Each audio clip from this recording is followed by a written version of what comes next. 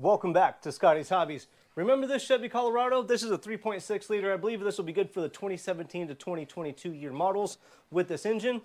I made a video showing how I removed this coolant temp sensor out of the valley of the engine right next to the thermostat housing. I made this tool right here. This tool I made, the sensor fits perfectly inside of it like this.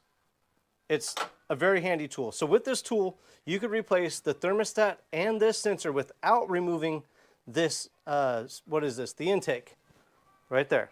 I have the intake off because I'm doing the spark plugs on this now. It's been 2 months since I did this repair because the fans were getting stuck on. Whenever she turned the car on, the fans would turn on, the heater wouldn't work, and I said, let's go ahead and replace both the thermostat and the sensor. Whenever I get a P0128 code, I always replace both the thermostat and the sensor just to hit them both out with one bang.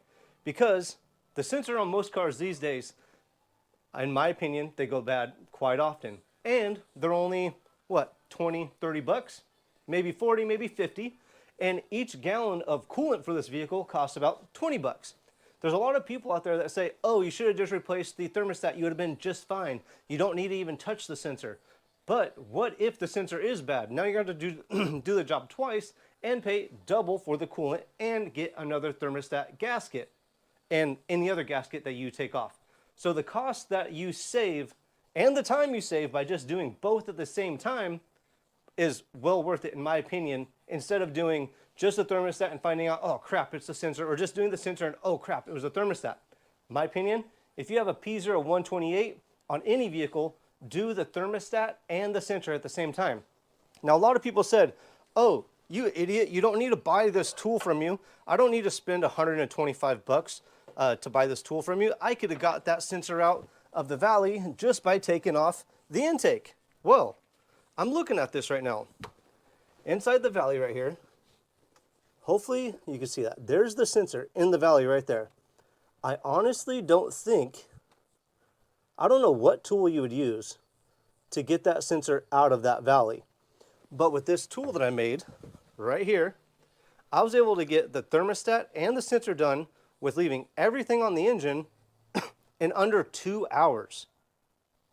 So to me, spending the 125 bucks, it actually took me a lot longer because I had to cut these, make them, and do my own job. It took me a couple hours to make this.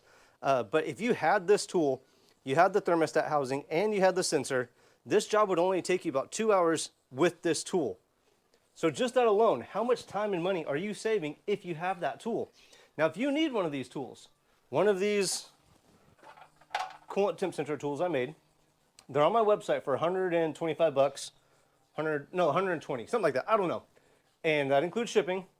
Go to scottishobbies.com/products, pick one of these up. So if you have a P0128 on a Chevy Colorado, this tool will save you a ton of time and, in my opinion, a ton of money.